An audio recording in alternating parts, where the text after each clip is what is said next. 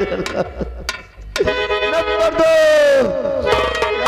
बुला रहे, number 2 number 3।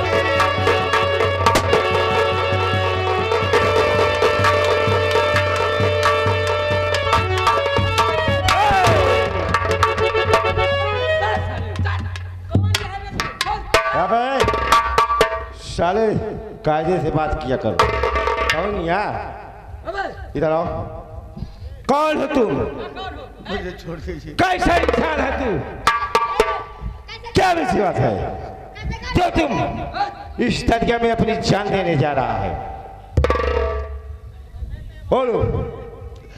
मैं गरीबी में सताया हुआ, मजबूर, लाचार, बेबस इंसान हूं। बहुत गरीब इंसान। मैं अपनी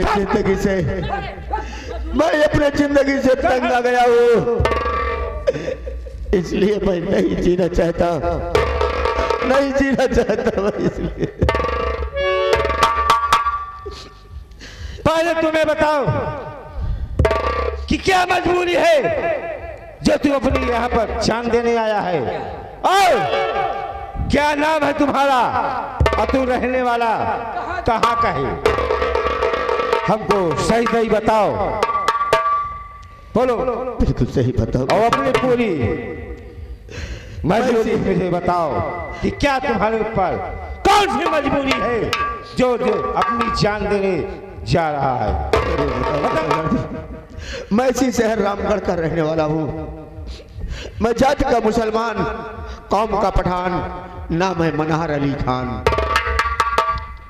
मेरे घर में मेरे 2 बड़े भैया हैं।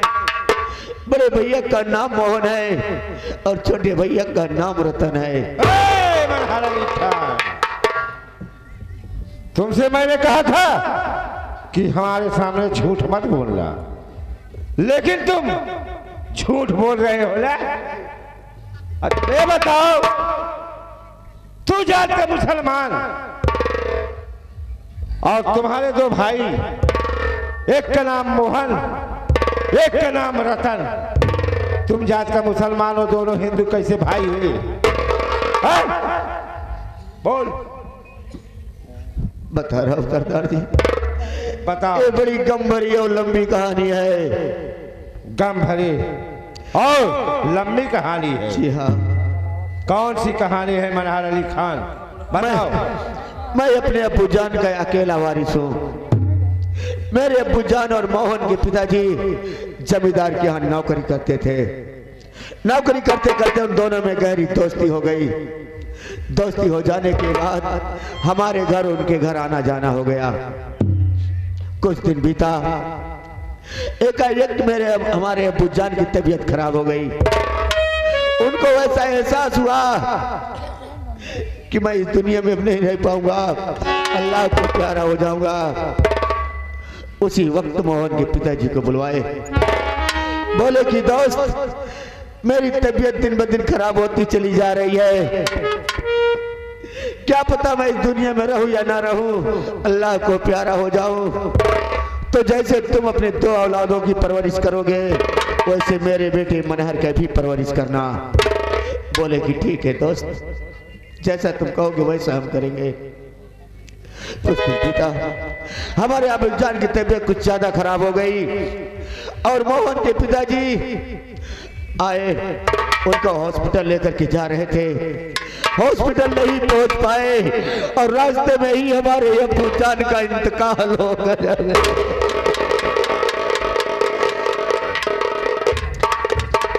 हमारे अब्बू जान का इंतकाल हो गया। इंतकाल हो जाने के बाद मोहन के पिताजी हमारे अब्बू जान का कफन दफन किए। कफन दफन करने के बाद उसी वक्त मोहन के पिताजी हमें अपने घर उठा ले गए।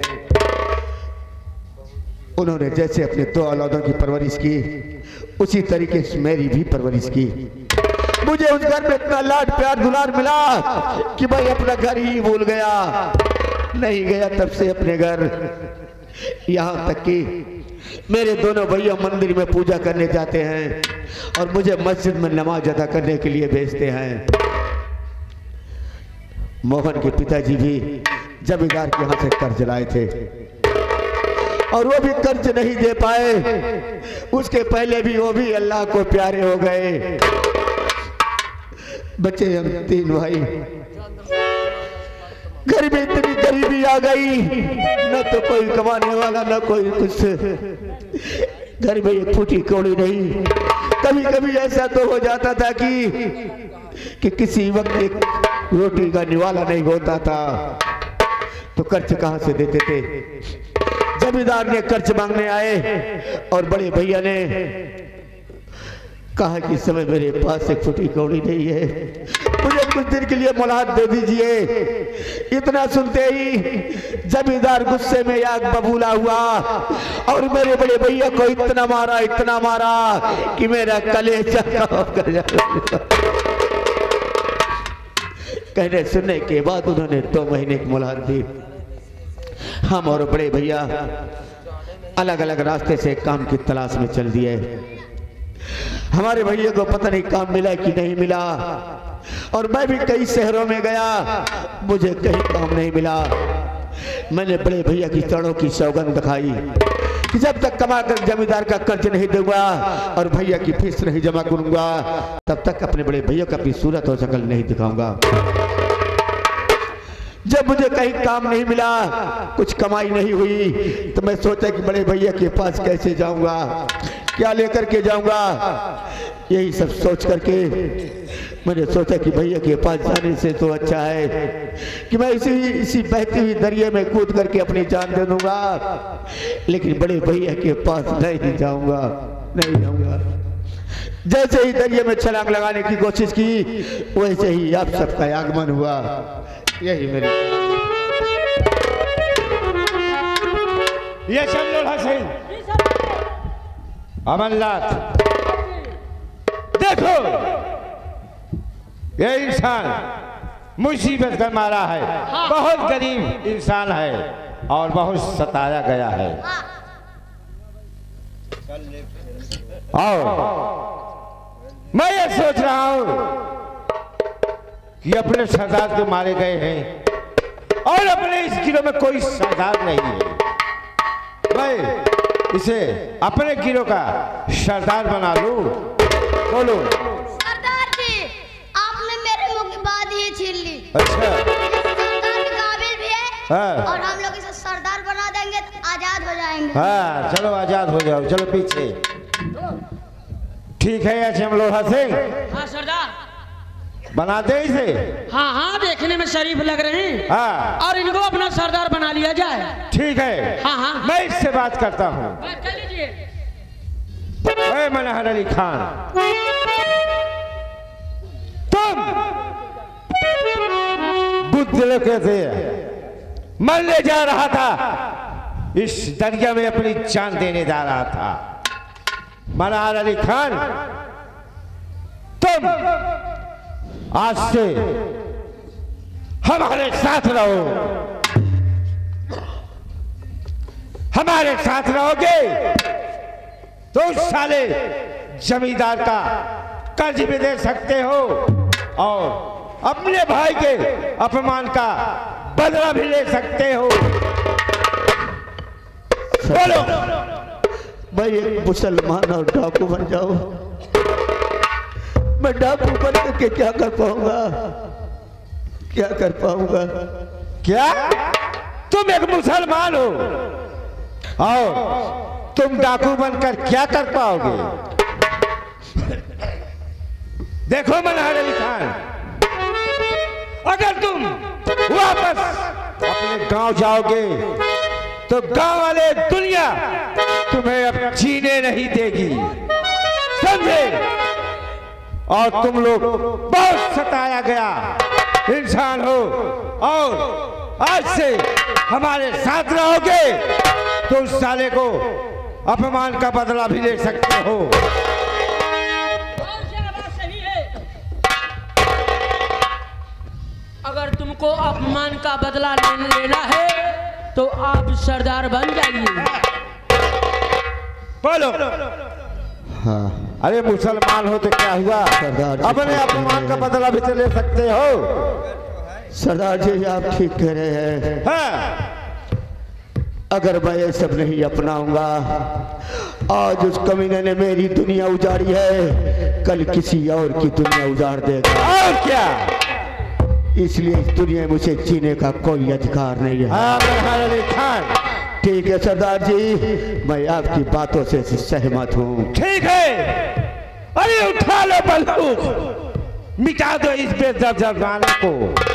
चलो हमारे हाथ से साथ रहो। आओ मनहर अली खान, एक बात और सुनो, आज से तुम्हारा नाम मनहर अली खान नहीं होगा, आज से तुम्हारा नाम होगा डाकू रहमत खान। डाकू रहमत खान, डाकू रहमत खान।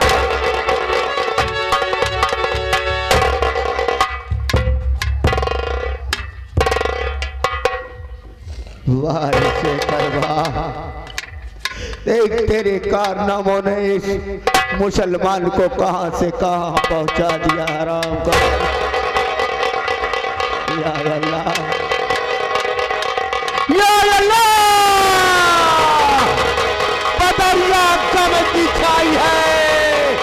अरे शेखर हराम कर, तेरे कारनामों ने एक मुसलमान के हाथों में बंदूक पकड़ाई है।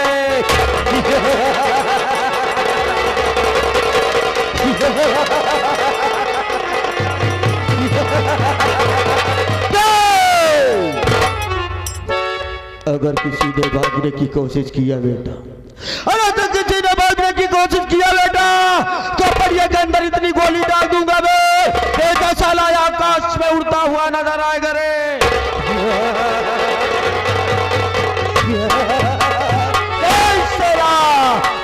बोलिए सरदार जी। चलो चलते हैं चंबल की ओर, फिर बाकी बातें बाद में। हाँ सरदार जी, चलो चंबल में वर्दी को पहनो। वर्दी पहनने के बाद फिर हम लोग आतंक ही आतंक मचा देंगे सरदार जी। चलो चलो चलो चलते हैं। अरे ओ सरदार, अरे उठा लो बंदूक, मिटा दो इस बेदर्द जमाने को। अरे उठा लो बंदूक, मिटा दो इस बेदर्द जमाने को। चलो लूट लिया जा फूलपुर थाने को। पूरा गिरोह साफ करो यहाँ का बेटे। थाना लूट जाबे। हम लोगों के पीछे पुलिस लगी है, अरे साला थाना लूटने जा रहा है।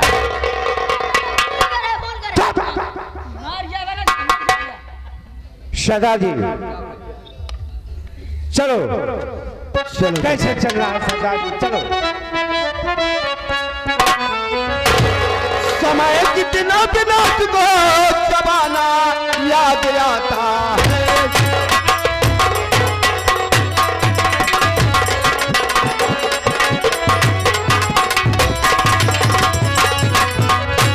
समय कितना बिना को अरे जमाना याद आता है।